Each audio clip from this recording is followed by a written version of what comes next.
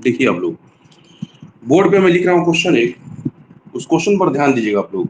हाँ, एक चीज आप लोग इसको एक चीज कहूंगा बाबू, आप लोग इसको जो है रफ में लिखिएगा, कॉपी के पीछे वाले भाग में ये क्वेश्चन, क्योंकि वहां जहां मैं पढ़ा रहा था वहां पे आप एक मिनट रुक जाइए।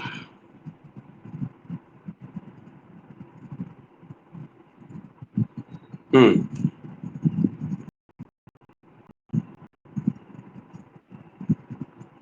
जहां पे मैं पढ़ा रहा था वहां पे मत लिखिएगा, आप कॉपी के पीछे वाले भाग में एक क्वेश्चन लिखिए, जो आपको पीछे कॉन्सेप्ट जो बताया गया था उसके आधार पर मैं एक क्वेश्चन दे रहा हूं, उसको लिखिएगा, वहां पे मत। ठीक है, चलिए क्वेश्चन ये है। देखिए आज का क्लास हम लोग एक क्वेश्चन से शुरू कर रहे हैं। क्वेश्चन ये है बाबू कि दो समतल दर्पण जब दो समतल दर्पण परस्पर समांतर हों तब उनके बीच तब उनके बीच तब उनके बीच रखी किसी वस्तु का प्रतिबिंब किसी वस्तु का प्रतिबिंब कितना बनेगा? कितना बनेगा? देखिएगा टेस्ट में भी क्वेश्चन ये रहेगा, ध्यान दीजिएगा इस पर। कितना बनेगा, किसी वस्तु का प्रतिबिंब कितना बनेगा, क्वेश्चन यही है बाबू। समझे बात? सुनिए ध्यान से, कह रहा है कि जब दो समतल दर्पण, क्या बाबू बोलिए?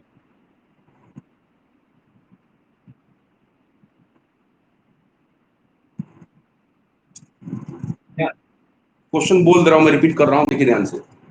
जब दो समतल दर्पण जब दो समतल दर्पण परस्पर समांतर हों तब उनके बीच जब दो समतल दर्पण परस्पर समांतर हों तब उनके बीच रखी उनके बीच रखी किसी वस्तु का प्रतिबिंब उनके बीच रखी किसी वस्तु का प्रतिबिंब कितना बनेगा? यही क्वेश्चन है आपको। उनके बीच रखी किसी वस्तु का प्रतिबिंब कितना बनेगा? उनके बीच रखी किसी वस्तु का प्रतिबिंब कितना बनेगा, मतलब है दो समतल दर्पण एक दूसरे के समांतर है और उनके बीच एक वस्तु को रखा जा रहा है, उस वस्तु का कितना प्रतिबिंब बनेगा? कोई बताइए, आंसर जल्दी से बताइए, कोई कितना बनेगा? ठीक है, वेरी गुड बाबू, बहुत अच्छा, सही आंसर है। और कोई? लेकिन पूछूंगा मैं कैसे बनाया, कैसे इन्फिनिटी आया बाबू, कैसे समझ गए इन्फिनिटी होगा? ठीक है, वेरी गुड, स्टडी करते हैं, अच्छी बात है। देखिए कैसे बनेगा, क्वेश्चन बहुत भारी नहीं बाबू, आसान क्वेश्चन है। आप लोगों ने एक फार्मूला देखा है, पहले से आप एक फार्मूला देखते आ रहे हैं। क्या फार्मूला देखते आ रहे हैं बाबू? n बराबर 360 बटा थीटा। बोलिए, आप लोगों ने फार्मूला देखा है n बराबर 360 बटा में थीटा।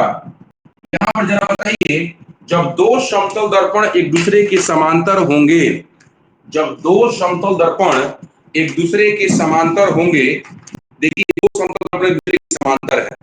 समांतर मतलब है जब दो चीजें समांतर होती हैं तो उनके बीच बनने वाला जो कोण है वो 0 डिग्री होता है। कितना कोण होगा बोलो? इनके बीच जो दूसरा कितना कोण बन रहा है, क्या बोलिएगा? इनके बीच कितना कोण बन रहा है? 0 डिग्री। जब दो समांतर हो दर्पण तो बताइए बाबू, उनके बीच बनने वाला कोण जो होता है वो 0 डिग्री होता है। समांतर के लिए यहाँ पे 0 डिग्री है, तब n बराबर क्या मिलेगा हमें? 360 अब बटा में 0। जब 0 से भाग देते हैं किसी संख्या में तो हमें क्या प्राप्त होता है बाबू? इंफिनिटी मतलब अनंत प्राप्त होता है। हम लोग ये चिन्ह लिखते हैं अनंत के लिए, अनंत के लिए चिन्ह लिखते हैं 360 में जीरो से भाग दी, किसी भी संख्या में आप जीरो से भाग दे दीजिए, अब उसके लिए वैल्यू आपको मिलेगा अनंत। जब अनंत मिल गया तो पहली बात 3 केस आपको बताया गया, एक सम संख्या वाला किसका संख्या, सम संख्या की स्थिति में आपने क्या किया था n-1, ठीक है, हमें कुछ पता नहीं है इन्फिनिटी क्या होता है, सम संख्या होता है कि विषम संख्या होता है कि दशमलव संख्या होता है, हमको कुछ पता नहीं उसके बारे में।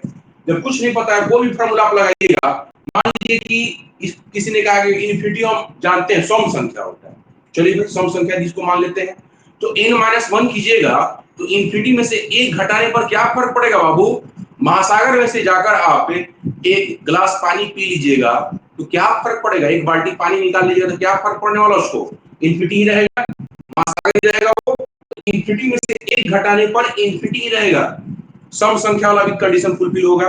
विषम संख्या में आपको क्या बताया गया था, यदि कोण अर्धक रेखा पर वस्तु है तब प्रतिबिंबों की संख्या n-1, और कोण अर्धक रेखा पे जब नहीं हो तब प्रतिबिंबों की संख्या आपको डायरेक्ट n के बराबर कहा गया था।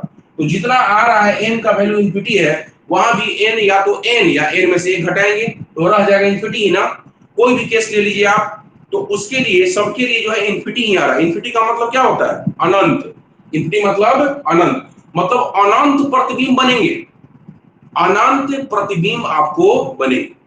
कभी भी आपको मौका मिले तो पटना में आपको गांधी मैदान के पास बच्चों के लिए, आप ही लोगों के लिए, आप ही लोगों को जो साइंस के विद्यार्थी हैं, खासकर जो एक्सपेरिमेंट करना चाहते हैं, समझिए जस्ट लाइक एक लैब वहां बना हुआ है ना, एक लैब का ही सारा एक्सपेरिमेंट वहां पर जो है आप कर सकते हैं, फिजिक्स से रिलेटेड बहुत सारी चीजें वहां पर आपको देखने के मिलेगी जो खुद आप अपनी आंखों से प्रयोग करके देख सकते हैं।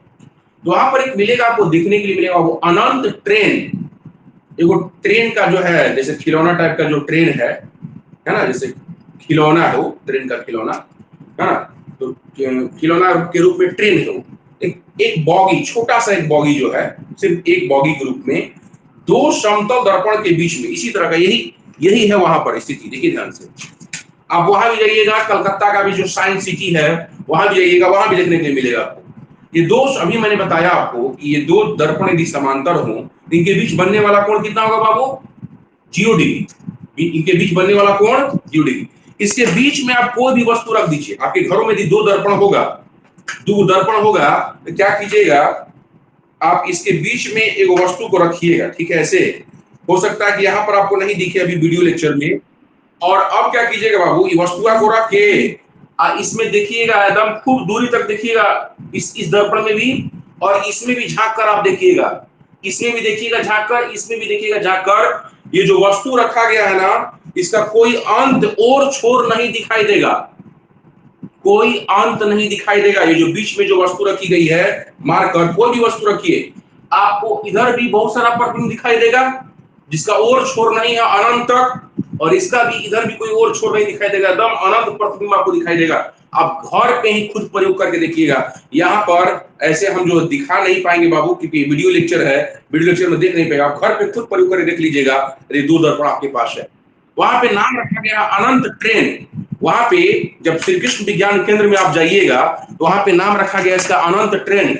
इसका मतलब क्या, वो अनंत है, वो नहीं, अनंत नहीं है, यही वाला फिजिक्स का इस्तेमाल किया गया उसमें, समझे बात, बीच में एक ट्रेन रख दिया गया है, ट्रेन का एक बॉगी, और दोनों तरफ सब देखता है, अरे इसका कोई अंत नहीं है, कोई बच्चा देखता है, अब जिसको साइंस की जानकारी नहीं है, फिजिक्स की जानकारी नहीं है, उसको अनंत समझता है, उसको समझ बाप इतना बड़ा सा बॉगी रखा गया है, नहीं बाबू, यही वाला कॉन्सेप्ट इस्तेमाल किया, मात्र एक यहाँ पे बॉगी है और दोनों तरफ देखता है, बाप इसका कहीं यहाँ भी अंत नहीं है, इधर भी अंत नहीं है, दो मिरर के बीच में उसको क्या किया गया है, फिक्स किया गया है, क्लियर है। यही वाला केस है, अनंत प्रतिबिंब बनता है, अपने घरों में देख लीजिएगा।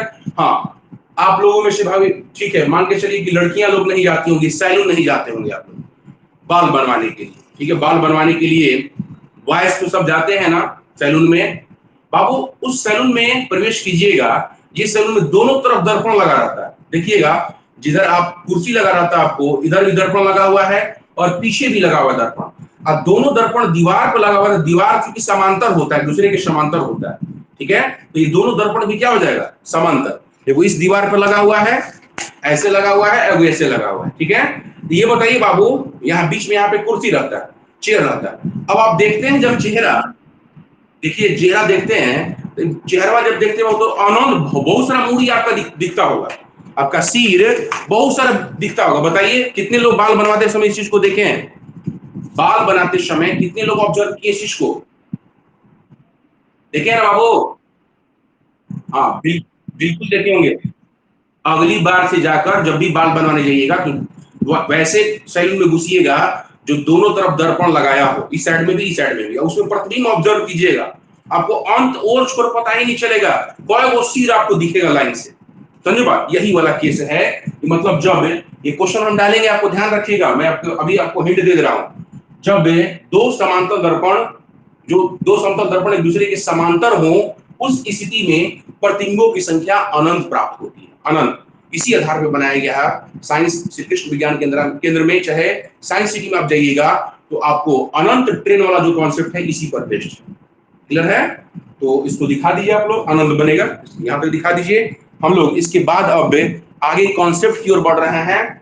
जहां तक हम लोगों ने देखा था पहले, कल प्रधान अक्ष मुख्य अक्ष या प्रधान अक्ष हो गया था, उस चीज को हम लोग अब देख रहे हैं। उसके बाद बाबू प्रधान अक्ष को लिखवा दिए थे हम। अब कल मैंने बताया था आपको कि प्रधान अक्ष कहां से कहां तक, जल्दी बोलो, प्रधान अक्ष कहां से कहां तक? हाँ, ये मत समझिएगा, जब परिभाषा लिखवाया गया है, वक्रता केंद्र और ध्रुव को मिलाने वाली रेखा बोला गया है। रेखा का कोई अंत नहीं होता, अनंत से अनंत तक। ठीक है, प्रधान अक्ष की सीमा क्या है? अनंत से अनंत तक। कभी भी सी से पी के बीच मत बोलिएगा। क्लियर है? आगे लिखिए। उसके बाद नेक्स्ट लिखिए वक्रता त्रिज्या। उसके बाद लिखिए चौथा, फोर्थ नंबर पे लिखो बाबू, वक्रता त्रिज्या।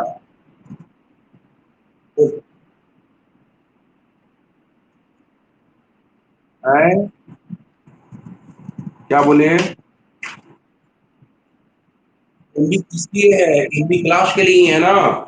जो बोर्ड पे जो समझ में आएगा बढ़िया से, वो क्या आपको डिजिटल बोर्ड पे समझ में आएगा ढंग से? नहीं ना, इसीलिए जब बताएंगे।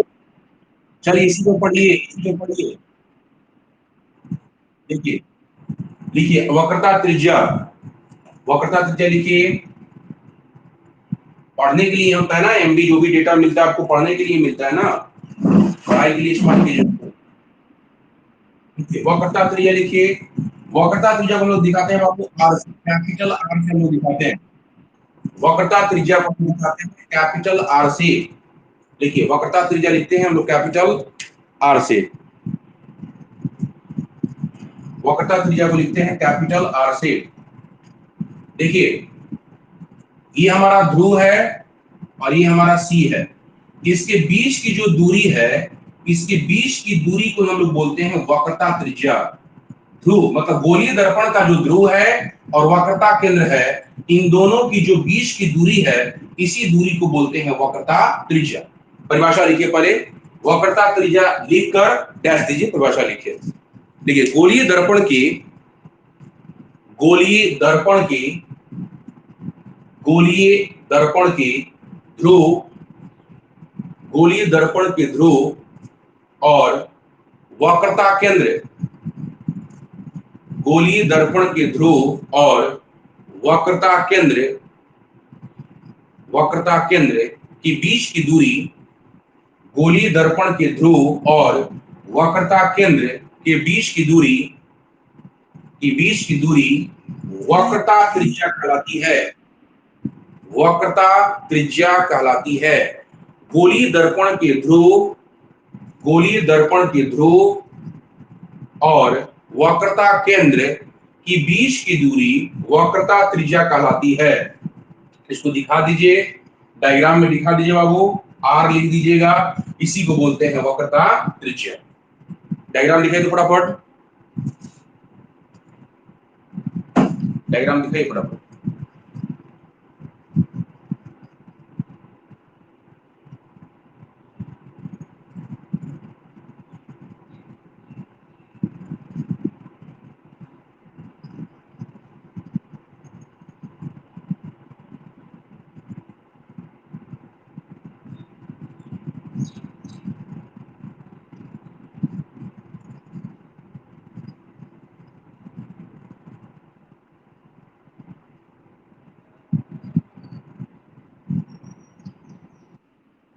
हो गया, लिखा दिए।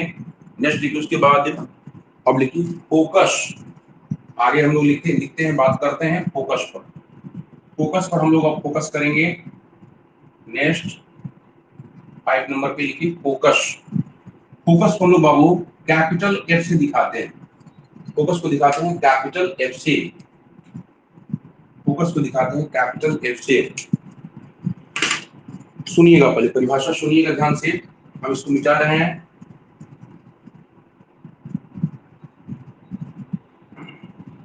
देखो, अब आप इसको गोले को आप हटा सकते हैं, कोई जरूरत नहीं है अब इसकी, जो समझाना था समझा दिए, ठीक है। अब गोला बनाने की जरूरत नहीं है। अब आइए, हम लोग ये भी लिखने की जरूरत नहीं है प्रधान अक्ष में, अनंत से अनंत तक इसकी जरूरत नहीं है।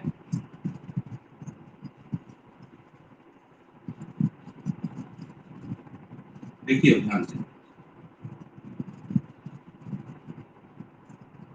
हम लोग अब वो फोकस पर विचार करेंगे। फोकस क्या है हमारा, उस चीज को देखिए ध्यान से। फोकस, देखिए फोकस की परिभाषा पहले सुनिए ध्यान से। फोकस को परिभाषित करते समय हम लोग पहले प्रधान अक्ष से शुरू करेंगे। प्रधान अक्ष को देखेंगे पहले। ये सभी जो लिखा हुआ आप उसको हटा देते हैं, आप लोग सब समझ ही गए हैं। वक्रता केंद्र, सारा चीज समझ रहे हैं आप, सब लिखने की भी जरूरत नहीं है, ये सब हटा दिए। देखिए दर्पण है सिर्फ, और ये हमारा प्रधान अक्ष है, वक्रता केंद्र है, ध्रुव है। हम लोग शुरू करेंगे प्रधान अक्ष से। देखिए डायग्राम जैसे मैं बोल रहा हूं ऐसे डायग्राम भी बना रहा हूं। प्रधान अक्ष के समांतर, प्रधान अक्ष के समांतर, इसके समांतर होना चाहिए। प्रधान अक्ष के समांतर जब कोई प्रकाश की किरण दर्पण पर आपतित होती है, प्रधान अक्ष के समांतर जब कोई प्रकाश की किरण दर्पण पर आपतित होती है, तब परावर्तन के बाद, तब परावर्तन के बाद प्रधान अक्ष के समांतर जब कोई प्रकाश की किरण दर्पण पर आपतित होती है, तब परावर्तन के बाद यह प्रधान अक्ष के जिस बिंदु पर, प्रधान अक्ष के जिस बिंदु पर, प्रधान अक्ष के जिस बिंदु पर कटती है या कटती हुई मालूम पड़ती है, प्रधान अक्ष के जिस बिंदु पर कटती है या कटती हुई मालूम पड़ती, दोनों बात कहा गया बाबू। यहां पे देखिए ये कट रहा है, और जब हम उत्तल दर्पण दिखाएंगे वहां पे कटती हुई मालूम पड़ेगी। समझे बात, वहां पे कटती नहीं है बल्कि कटती हुई मालूम पड़ती, इसलिए दोनों बात लिख रहे हैं। क्योंकि हम लोग गोलीय दर्पण पर विचार कर रहे हैं, तो गोलीय दर्पण में दोनों आता है। हम अवतल के बारे में खाली बोल दें कटती है, अब बेचारा बेचारा जो उत्तल दर्पण है फिर वो रुस जाएगा ना। उत्तल दर्पण कहेगा हमारा परिभाषा कहां पूरा किया, हम गोलीय दर्पण नहीं थे, हम तुम्हारे परिवार के सदस्य नहीं थे, तो हमारी परिभाषा क्यों नहीं पूर्ण हुई। इसलिए दोनों बात कहिएगा। प्रधान अक्ष के समांतर, ये आपका प्रधान अक्ष है, प्रधान अक्ष के समांतर जब कोई प्रकाश की किरण, प्रधान अक्ष के समांतर जब कोई प्रकाश की किरण दर्पण पर आपतित होती है, तब परावर्तन के बाद, तब परावर्तन के बाद जिस बिंदु पर कटती है या कटती हुई मालूम पड़ती है, मालूम पड़ती है किसके लिए, उत्तल दर्पण के लिए, और कटती है किसके लिए, अवतल दर्पण के लिए। इसी बिंदु को जहां पे कटेगा, प्रधान अक्ष के जिस बिंदु पर कटेगा उसी बिंदु को हम लोग क्या कहते हैं, फोकस कहते हैं। जब हम उत्तल दिखाएंगे, उत्तल में भी दिखा देते हैं आपको, इसके लिए हम कटती हुई मालूम पड़ती है दिखाएंगे, कटती हुई मालूम पड़ती है दिखाएंगे। देखिएगा हम लोग उत्तल दर्पण में इस चीज को दिखा दे रहे हैं, ये हमारा उत्तल दर्पण है बाबू, और इसमें आप देखिएगा कटती हुई मालूम पड़ेगा, ये हमारा उत्तल दर्पण है। और इसके लिए हम लोग यदि फोकस की परिभाषा देखें, इसका ध्रुव होगा, ध्रुव होगा, वक्रता केंद्र किधर होगा, इधर की इधर, दाएं की बाएं, बोलिए बाएं होगा कि दाएं होगा, बोलो, इधर होगा बाबू, नहीं गोला इधर बन रहा है ना, गोला इधर बन रहा है, वक्रता केंद्र इधर होगा बाबू, वक्रता केंद्र इधर होगा, गोला इधर बन रहा है तो वक्रता इधर कहां ढूंढने जाइएगा, गोला इधर बनेगा तो केंद्र इधर ना होगा। अच्छा, इसके लिए हम परिभाषा देख रहे हैं, प्रधान अक्ष के समांतर, ये हमारा प्रधान अक्ष है, ये आपका प्रधान अक्ष है। प्रधान अक्ष के समांतर एक प्रकाश किरण जो है बाबू दर्पण पर आपतित हो रही है, तब यह परावर्तन के बाद कहा गया था इसमें कटती है, यहाँ पे कट रही है। और ये बताइए जब ये टकराया तब किधर जाएगा, इधर जाएगा, इधर जाएगा। अब जिधर पेंट किया गया है, उधर कलर किया गया है, तो प्रकाशवा आर पार कैसे होगा, ये टकरा कर इधर जाएगा ना कहीं बाबू, टकरा कर इधर लौटेगा, इसका जाने का डायरेक्शन इधर होगा, न कि एक छेद करके आर पार चला जाएगा। हाँ, अब देखिए ध्यान से, इसको मालूम पड़ती है, जहां भी बात हो रही है मालूम पड़ती, जहां भी बोलेंगे हम लोग वहां पे समझिएगा डॉटेड लाइन का प्रयोग होगा। यहाँ पे देखिए प्रधान अक्ष के पास पहुंचिए, यहाँ पे लगेगा कि कटती हुई मालूम पड़ रही है। यहाँ पे उत्तल दर्पण के लिए हम लोग बोलेंगे, उत्तल दर्पण के लिए बोलेंगे कटती हुई मालूम पड़ती है, और अवतल के लिए बोलेंगे कटती है। देखिए दोनों बात हो गया। उत्तल के लिए फोकस की परिभाषा है दिस इज योर फोकस। यहां पर देखिए तो कट रही है कि कटती हुई मालूम पड़ रही है, ये कटती हुई मालूम पड़ रही है। यहां पर क्या हो रही है, कट रही है। तो दोनों में ध्यान दीजिएगा, दोनों की परिभाषा परिपूर्ण हो जाएगी। परिभाषा लिखिए आप, परिभाषा लिखिए। गोलीय दर्पण के, गोलीय दर्पण के प्रधान अक्ष के समांतर, गोलीय दर्पण के प्रधान अक्ष के समांतर, गोलीय दर्पण के प्रधान अक्ष के समांतर, बोर्ड पे से मैं इंडिकेशन भी कर रहा हूं, इंडिकेट कर रहा हूं, ध्यान दीजिएगा उसको। गोलीय दर्पण के प्रधान अक्ष के समांतर जब कोई प्रकाश की किरण, जब कोई प्रकाश की किरण आपतित होती है, जब कोई प्रकाश की किरण आपतित होती है, मतलब ये आपतित किरण है, जब कोई प्रकाश की किरण आपतित होती है, तब तब परावर्तन के बाद, तब परावर्तन के बाद, तब परावर्तन के बाद वह प्रधान अक्ष के जिस बिंदु पर, प्रधान अक्ष के जिस बिंदु पर कटती है, कटती है,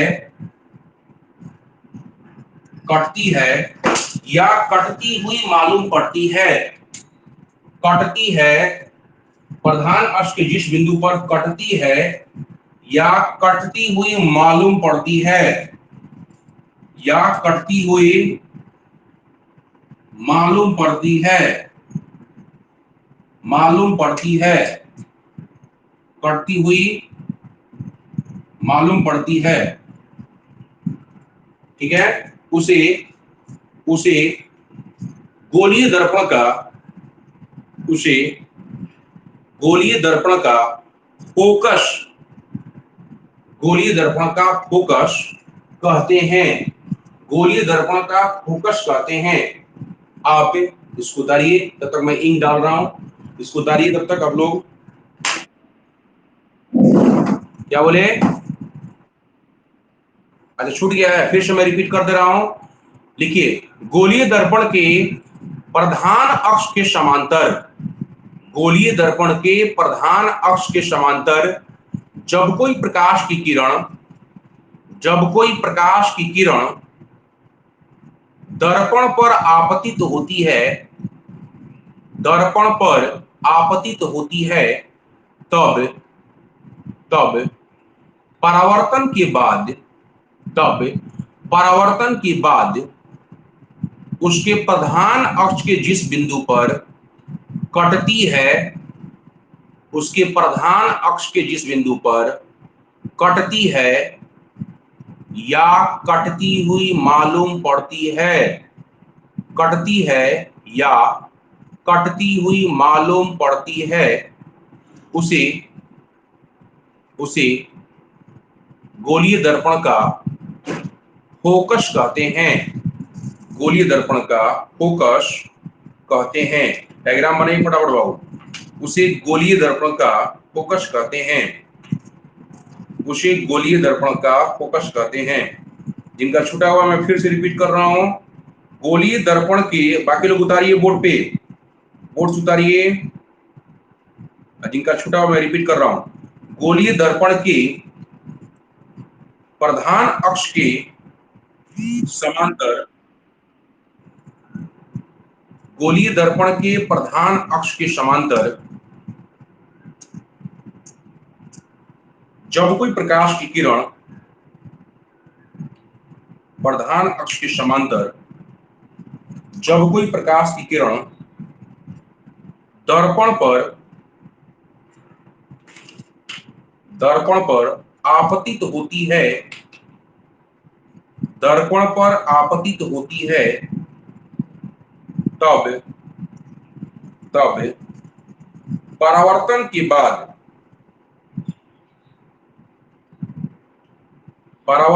बाद उसके प्रधान परावर्तन के बाद उसके प्रधान अक्ष के जिस बिंदु पर कटती है, प्रधान अक्ष के जिस बिंदु पर कटती है या कटती हुई मालूम पड़ती है, जिस बिंदु पर कटती है, प्रधान अक्ष के जिस बिंदु पर कटती है या कटती हुई मालूम पड़ती है,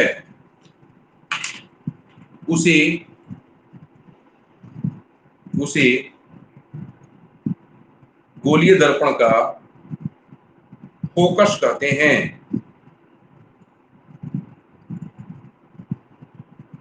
गोलीय दर्पण का, हाँ वो बना लीजिए, दोनों बना लीजिए, बिल्कुल दोनों बना लीजिए, दोनों बना लीजिए।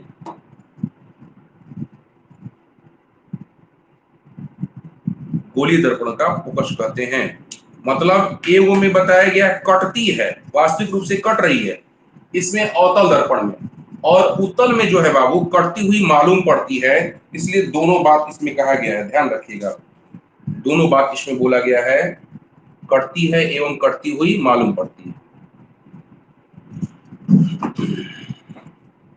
चलिए मिटा रहा हूं मैं, इसको मिटा रहा हूं बाबू, ये वाला सब लोग बना लिए होंगे।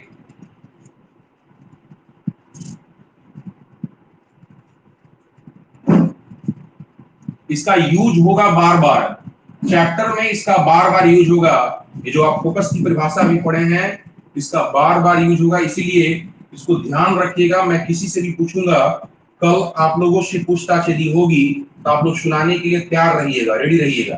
पहले मैं 15 मिनट पूछताछ करूंगा, उसके बाद पढ़ाना शुरू करूंगा।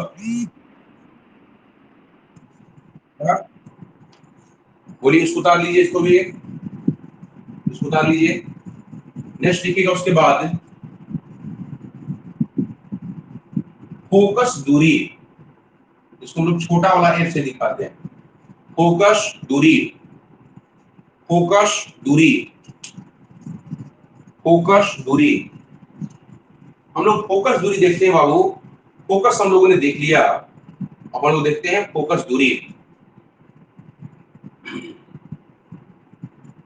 देखिए हम लोग अवतल दर्पण जैसे बनाए थे वैसे हम लोग बना ले रहे हैं अवतल दर्पण, अवतल दर्पण, और अब हम लोग फोकस दूरी पर विचार कर रहे हैं। फोकस दूरी के लिए सबसे पहले जितना इसका पॉइंट है वो सारा हम लिख देते हैं। पहले इसका ध्रुव पढ़े थे आप लोग, इसका वक्रता केंद्र पढ़ चुके हैं, बीच में आपको यहाँ पे फोकस आपने पढ़ा, लेकिन ये अभी कंफर्म नहीं हुआ है कि फोकस ठीक बीचों बीच होता, हम इसको प्रूफ करेंगे आगे चलकर। तो यहाँ बताइए बाबू, आप लोग इसको फोकस पढ़ चुके हैं, देखिए ये ध्रुव है और ये फोकस है, इन दोनों की जो बीच की दूरी है इसी दूरी को बोलते हैं फोकस दूरी, इसी को बोलते हैं हम लोग फोकस दूरी। दोनों दर्पण में अपना फोकस दूरी होगा, अवतल में भी उत्तल में भी। तो कोई एक हम दिखा देते हैं, ये हमारा अवतल है, अवतल दर्पण, लिखिए आप परिभाषा लिखिए पहले, दूरी देखिए, ध्रुव से लेकर फोकस तक की दूरी हम लोग देख रहे हैं, ध्रुव से लेकर फोकस। जो वक्रता त्रिज्या था तो वक्रता त्रिज्या भी एक दूरी ही होता है, वक्रता त्रिज्या भी एक दूरी ही थी, तो आपने वहां बोला था गोलीय दर्पण के ध्रुव और वक्रता केंद्र के बीच की दूरी वक्रता त्रिज्या कहलाती है। यहाँ पर क्या बोलेंगे, गोलीय दर्पण के ध्रुव और फोकस के बीच की दूरी फोकस दूरी कहलाएगी। परिभाषा लिखिए, गोलीय दर्पण के गोलीय दर्पण के ध्रुव, गोलीय दर्पण के ध्रुव एवं गोलीय दर्पण के ध्रुव एवं उसके फोकस की बीच की दूरी एवं उसके फोकस की बीच की दूरी, फोकस की बीच की दूरी फोकस दूरी कहलाती है। फोकस की बीच की दूरी फोकस दूरी कहलाती है। फोकस दूरी कहलाती है। गोलीय दर्पण के ध्रुव एवं फोकस के बीच की दूरी फोकस दूरी कहलाती है। फोकस दूरी कहलाती है। दिखा लीजिए, डायग्राम दिखा लीजिए बाबू। डायग्राम बस यही दिखा दीजिए फोकस दूरी के लिए। एफ दिखा दीजिए, यही एफ आपका फोकस दूरी है। फटाफट नोट कीजिए जल्दी।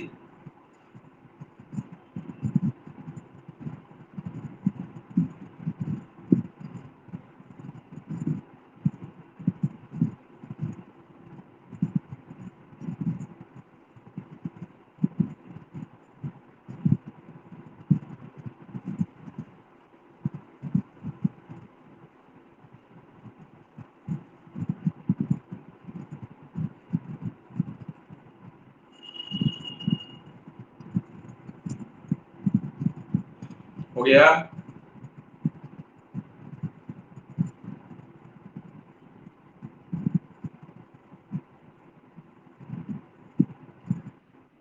उतार लिए बाबू? बोलो। हाँ देखिए, बिल्कुल देखिए, अब हम लोग अब आगे देखने जा रहे हैं बाबू। अभी देखिए फोकस की जो परिभाषा आपने पढ़ा उसको भी ध्यान रखिएगा, ठीक है। हम लोग अभी फोकस दूरी देखे, फोकस देखिए, वक्रता केंद्र के सब परिभाषा जो है बाबू ध्यान रखिएगा। अब इसी का यूज करके हम लोग गोलीय दर्पण में फोकस दूरी एवं वक्रता त्रिज्या में संबंध देखेंगे। देखिए ध्यान से, ये फोकस है, लेकिन इसके बारे में अभी तक ये नहीं बताया गया है कि ये ठीक बीचों बीच होता है कि इधर उधर होता है, इन दोनों के ठीक बीचों बीच होता है कि इधर उधर होता है। ये प्रूफ होगा, अभी एक फार्मूला आपको मिलेगा, हम लोग प्रूफ करेंगे कि ये एफ जो होता है सी और पी के ठीक बीचों बीच होता है। मतलब जब ठीक बीचों बीच होगा, ये फोकस दूरी और यहां से यहां तक बाबू वक्रता त्रिज्या, यहां से यहां तक सी से भी आप लोग पढ़े, इसको बोलते हैं वक्रता त्रिज्या कहा जाता है। यहां तक ये जो दूरी है वक्रता त्रिज्या और ये जो दूरी है फोकस दूरी इसका आधा होगा यदि ठीक बीचों बीच होगा तो। लेकिन हम लोग अभी नहीं मानेंगे, इस चीज को हम खुद से नहीं बोलेंगे, इसको प्रूफ करने के बाद बोलेंगे कि जो एफ होता है ये सी और पी के ठीक बीचों बीच होता है, ठीक है। इसका मतलब फोकस दूरी वक्रता त्रिज्या की आधी होती है। ये हमारी क्या है बाबू? वक्रता त्रिज्या। ये आपकी वक्रता त्रिज्या है। अब देखिए हम लोग शब्द देखेंगे ध्यान से, इसको मिटा देते हैं क्योंकि आप लोग जान गए हैं वक्रता त्रिज्या फोकस दूरी सब, इसको लिखने की जरूरत नहीं है। सिर्फ हम फोकस दूरी दिखाते हैं, यहाँ पे एफ लिख देते हैं ये वाला, और बाकी जो है सब लिखने की जरूरत नहीं है। अब आइए हम लोग समझते हैं इस बात में। अभी अभी पढ़े हैं, हेडिंग दे दीजिएगा पहले आप लोग, गोलीय दर्पण, हेडिंग दीजिए गोलीय दर्पण की फोकस दूरी, गोलीय दर्पण की फोकस दूरी एवं वक्रता त्रिज्या, वक्रता त्रिज्या कैपिटल आर में संबंध, संबंध हम लोग इसको प्रूफ करेंगे। वक्रता त्रिज्या में संबंध हम लोग इसको प्रूफ करने जा रहे हैं, उसको मिटा दे रहे हैं, इसको उतार ही लिए होंगे आप लोग, इसको मिटा दे रहा हूं मैं। देखिए ध्यान से देखो, हम लोग फोकस दूरी और वक्रता त्रिज्या में संबंध देखेंगे। संबंध को देखिए ध्यान से कैसे वो निकालते हैं। संबंध क्या है बाबू? हम लोग संबंध जो होता है एफ बराबर होता है r/2, यही संबंध होता है। हम लोग इसी संबंध को प्रूफ करेंगे। देखिए फोकस की परिभाषा आप लोगों ने पढ़ा है, फोकस की परिभाषा पढ़ा है, कोई हमें बताइए, अभी जस्ट पढ़ा है आपने फोकस की परिभाषा, बोलिए। प्रधान अक्ष के समांतर,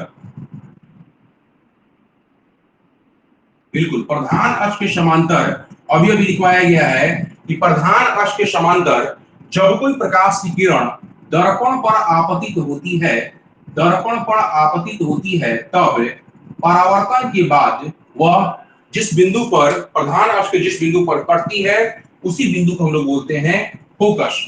तो ये किरण मान लीजिए बाबू, जो आपतित किरण है उसका नाम दिया हम लोग ए बी, ये आपतन बिंदु हो जाएगा। ये कौन सी किरण है बाबू, बोलिए, आपतित किरण। बोलिए कौन सा किरण है ये, आपतित किरण। ये भी आपका आपतित किरण है, ठीक है।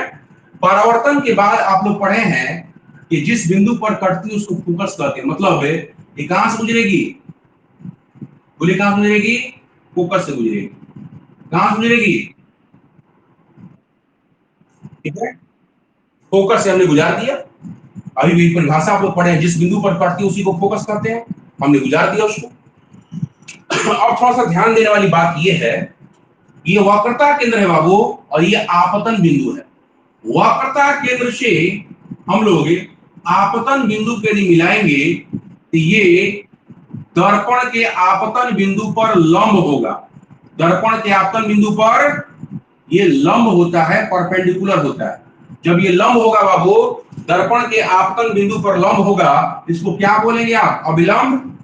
क्या नाम देंगे इसका, इसको अभिलंब कहेंगे ना बाबू, बिल्कुल, इसको अभिलंब कहा जाएगा। जब दर्पण के आपतन बिंदु पर, ये आपका आपतन बिंदु होगा, निश्चित रूप से चूंकि आपतित किरण यहाँ पर गिर रही है, ये आपतन बिंदु होगा, और आपतन बिंदु पर डाला गया लंब अभिलंब होता है। ये लंब कैसे है बाबू, जरा ध्यान दीजिए। हम लोग जैसे एक वृत्त दिखाते हैं, वृत्त, गोला, हम लोग वहां पर भी क्या है, गोले दर्पण भी एक गोले का भाग होता है, गोले दर्पण भी गोले का भाग होता है। आप लोग ये केंद्र होता है, मान के चलिए सी है, और कहीं पर भी एक आप स्पर्श रेखा खींच दीजिए, इस बिंदु पर स्पर्श रेखा हमने खींचा, तो बताओ बाबू, इसके इस पर ये जो त्रिज्या होता है, वृत्त की जो त्रिज्या, ये स्पर्श रेखा पे लंब होती है कि नहीं। ज्यामिति याद कीजिए, पढ़े आप लोग ज्यामिति, ये लंब होता है कि नहीं होता है, कहीं पर भी। ये बिंदु जो है बाबू, इसके केंद्र से गुजर रहा है, देखिए यहां भी केंद्र से गुजर रहा है, और ये बिंदु भी जाके इसके केंद्र से ज्वाइन हो रहा है। ये क्या होगा, यहाँ पर आप स्पर्श रेखा यदि खींचेगा तो ये भी आपको लंब होगा। मतलब है, जब भी आपको हम इस कॉन्सेप्ट का यूज करेंगे, सी से जब भी मिलाएंगे हम लोग बाबू, तो समझिएगा वो हमारा उस पे लंब है, उस बिंदु पर, इसीलिए ये अभिलंब कहलाएगा, ये अभिलंब। और ये कौन सी किरण है बाबू, आपतित किरण है। कौन सी किरण है ये कौन सी किरण है, बोलो, आपतित किरण। आपतित किरण और विलंब के बीच का कोण क्या कहलाता है बच्चा, आपतन कोण। आपतित किरण और विलंब के बीच का कोण आपतन कोण, ठीक है। जब आपतन कोण आई है तो परावर्तन कोण के बराबर। ये कौन सी किरण है बाबू, जरा बोलिए तो, ये कौन सी किरण है, ये वाला, बिल्कुल, ये है परावर्तित किरण। तो बताइए ये कौन सा कोण हो जाएगा, ये वाला परावर्तन कोण होगा। और ये हमारी किरण है बाबू, ये वाली जो किरण है, ये है परावर्तित किरण, क्योंकि ये परावर्तित हुई है। और ये वाली जो किरण है, ये आपतित किरण है। इसका नाम हमने दे दिया है ए बी। यहाँ पे देखिए, ये बिंदु आपका सी है, ये वाला सी बिंदु है, बीच में एफ है, ठीक है। इसका नाम दे दीजिए, डी देना है तो डी दे दीजिए आप, ठीक है। कुछ भी आप नामकरण कुछ भी कर सकते हैं, पीक्यू आर से भी दिखा सकते हैं, लेकिन चूंकि आर आ जाएगा यहाँ पर, आर हमने यूज किया है पहले से वक्रता त्रिज्या ग्रुप में, इसलिए हम लोग ए बी सी डी से हम लोग दिखा रहे हैं, ए बी डी करके, सी भी यूज हुआ है। अब आइए, अब जरा बताना बाबू, हम प्रूफ करने जा रहे हैं इस चीज को, देखिएगा ध्यान से। हम लोग प्रकाश के परावर्तन के नियम से पढ़े हैं कि आपतन कोण परावर्तन कोण के बराबर होता है। क्या होता है बाबू, आपतन कोण परावर्तन कोण के बराबर होता है। तो जरा बताइए, दर्पण किसे कहते हैं, दर्पण पढ़े ना आप लोग, दर्पण लिखवाया था हमने, पढ़ाया था आपको कि दर्पण उसी को हम लोग कह सकते हैं कि जो प्रकाश के परावर्तन के नियम का पालन करता है, मतलब जो नियमित परावर्तन करता है।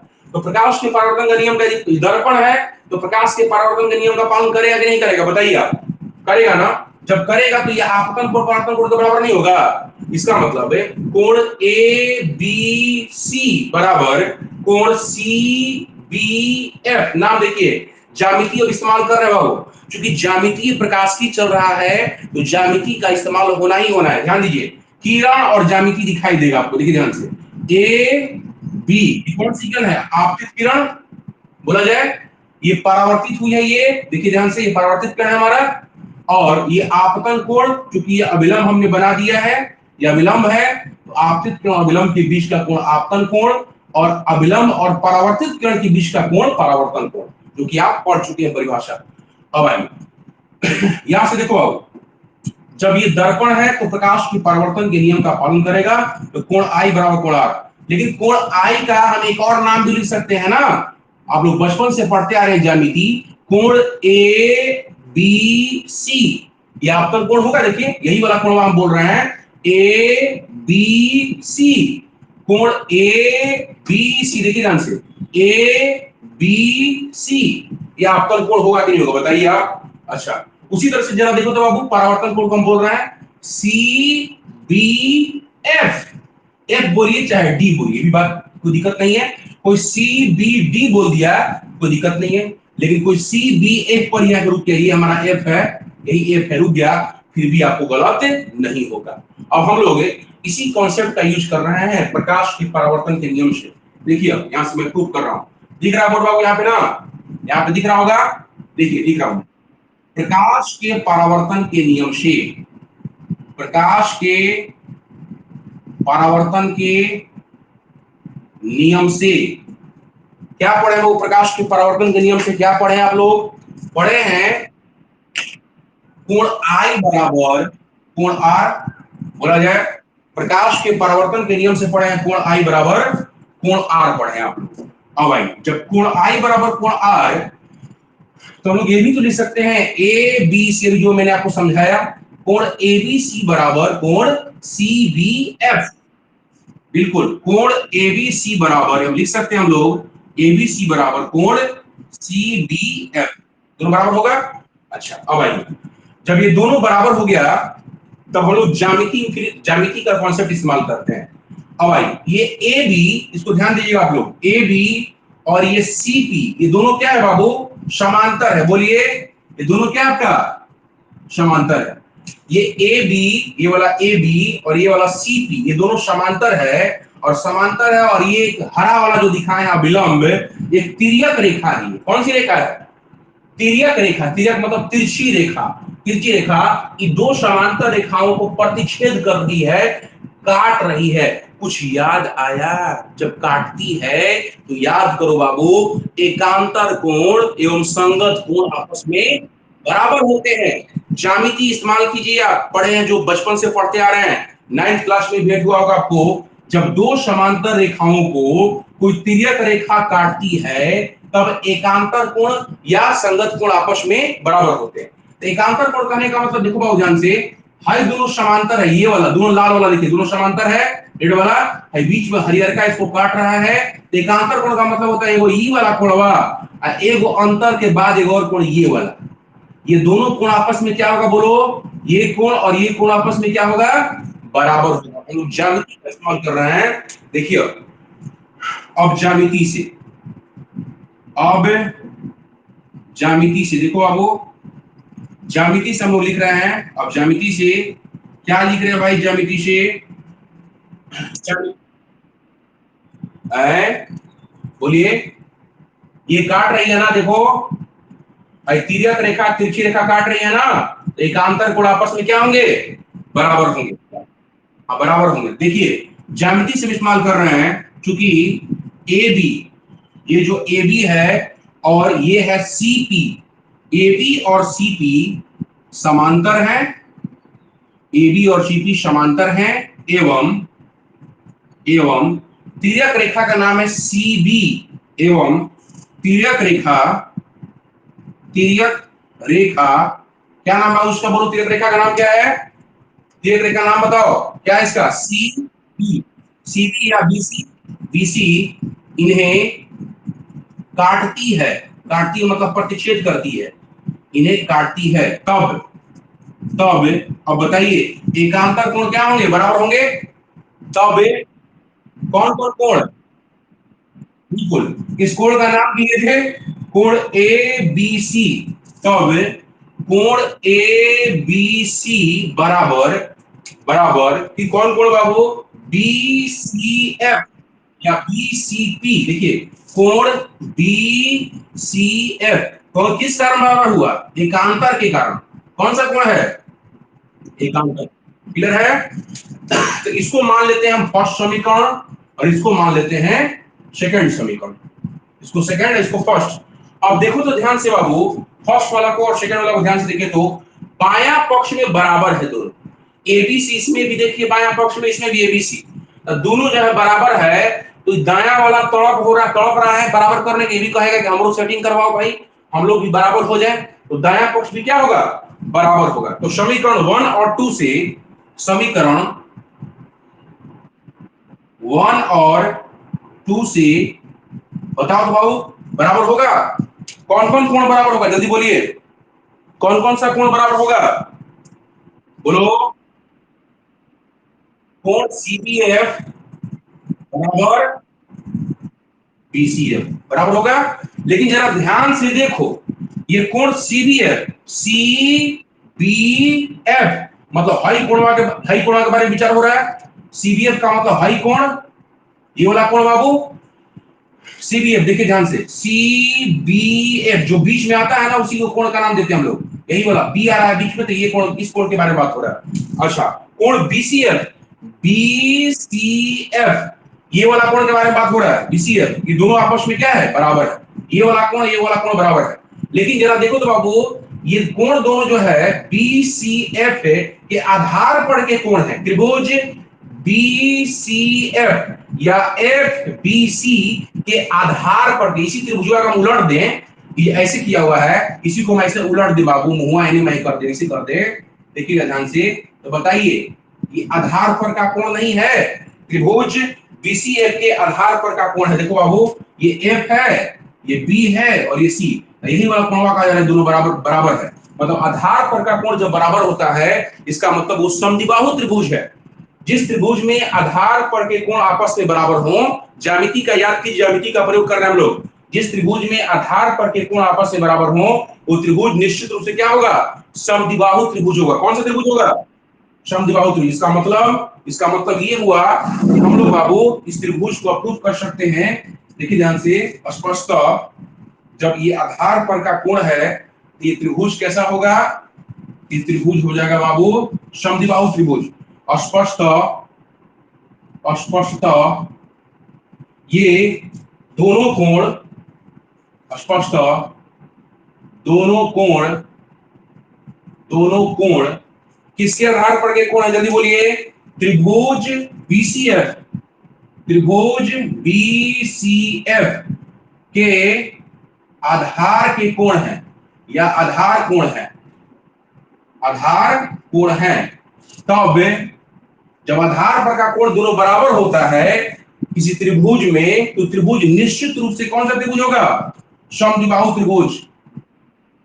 तब त्रिभुज बीसीएफ एक समद्विबाहु त्रिभुज होगा। क्लियर है। कल दूसरे तरीका से भी हम प्रूफ कर देंगे। ठीक है, समद्विबाहु त्रिभुज होगा, त्रिभुज बीसीएफ एक समद्विबाहु त्रिभुज होगा। समद्विबाहु त्रिभुज किसे कहा जाता है बाबू, सम मतलब बराबर, द्वि मतलब दो, और बाहु मतलब भुजा। जिस त्रिभुज में दो भुजाएं आपस में बराबर होती हैं, उसे समद्विबाहु त्रिभुज कहते हैं। ये त्रिभुज यदि समद्विबाहु है बीसीएफ है, और ये आधार पर के कोण है दोनों बाबू, तो निश्चित रूप से ये वाला भुजा और ये वाला भुजा आपस में बराबर होगा। जब समद्विबाहु होगा तब, फिर से लिख रहा हूं मैं, ये दोनों आपस में बराबर हो जाएगा। बीएफ बराबर, बीएफ बराबर एफसी, बीएफ बराबर एफसी, बीएफ बराबर एफसी, दोनों दोनों क्या हो जाएंगे, आधार पर के कोण हैं, दोनों आपस में बराबर होंगे। लेकिन जो जितना भी प्रूफ मैं करूंगा बाबू, ठीक है, चाहे लेंस में प्रूफ करें चाहे दर्पण में, वो सब छोटे द्वारा के होंगे। छोटे द्वारा के लिए बाबू ये बी पी के काफी नजदीक होता है, बी पी के काफी नजदीक होता है। जो हमने लिखा है बी एफ वो पी एफ के बराबर, देखिए ऐसे देखने में भी लग रहा है कि बी एफ आपकी बी काफी नजदीक जब आ जाए, तो जो बी एफ होगा वही लगभग पी एफ भी होगा, होगा ना। छोटे द्वारा के लिए, छोटे द्वारा के दर्पण, छोटे द्वारा के दर्पण के लिए, दर्पण के लिए क्या होगा बाबू, ये बी जो है पी के काफी नजदीक होगा, बी पी के काफी नजदीक होगा, बी पी के काफी नजदीक होगा। और जब नजदीक होगा तो हम लोग लिख सकते हैं बीएफ के स्थान पे पीएफ का हम लोग प्रयोग कर सकते हैं। तब तब बीएफ जो है बाबू लगभग बराबर होगा पीएफ के, ठीक है, इसलिए हम लोग बीएफ के स्थान पे क्या लिखेंगे, बीएफ के स्थान पे लिखेंगे पीएफ। तब पीएफ बराबर, देखिए यहाँ पर इसको ध्यान दीजिए, बीएफ के स्थान पे लिख रहा है पीएफ, तब पीएफ बराबर क्या हो जाएगा, एफसी। जब दोनों बराबर हो गया इसका मतलब अब प्रूफ हो गया कि एक और बीच में है, इन दोनों के ठीक बीचों बीच तब ना बराबर हुआ। और पीएफ कहा जा रहा है एफसी, दोनों बराबर हो गया, पीएफ बराबर एफसी, इसका मतलब अब प्रूफ हो गया कि ठीक बीचों बीच है। और पीएफ को क्या बोलते हैं बाबू, फोकस दूरी नहीं बोलते हैं। बोलिए, हम ये भी तो कर सकते हैं, जब ये ठीक बीचों बीच है ये भी कर सकते हैं पीसी बटा में 2, जब ये ठीक बीचों बीच दोनों बराबर है, एक मतलब इसका पीसी बटा में 2 लिख सकते हैं, बराबर पीसी बटा में हम लोग 2 लिख सकते हैं। क्लियर है, जब ठीक बीचों बीच है, इसका मतलब पीएफ को ही क्या पढ़े थे परिभाषा अभी, पीएफ को बोले थे फोकस दूरी, इसका मतलब इसके स्थान पर हम लिख रहे हैं एफ बराबर पीसी को क्या बोले थे बाबू, यहां से यहां तक की दूरी क्या थी, यहां से यहां तक की दूरी, पीसी को क्या बोले थे हम लोग, आर बोले थे, वक्रता त्रिज्या बोले थे, इसको बोले थे वक्रता त्रिज्या, है ना, और इसको बोले थे हम लोग फोकस दूरी, इसको बोले थे हम लोग फोकस दूरी। ये बराबर क्या हो गया, आर बाई 2। प्रूफ हो गया, प्रूफ। फटाफट नोट कीजिए, नोट करो, F equal to R by 2, note कीजिए आप।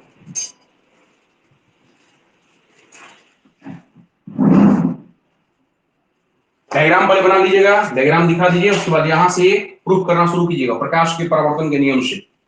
यहां शुरू करिएगा सब लोग, प्रकाश के परावर्तन के नियम से।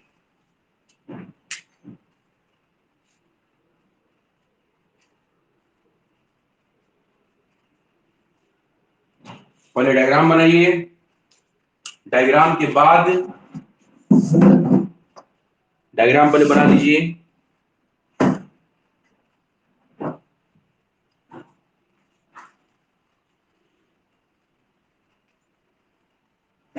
आज बस यहीं तक होगा, तब इसके बाद मिलते हैं हम लोग नेक्स्ट वीडियो लेक्चर में। इसको तब तक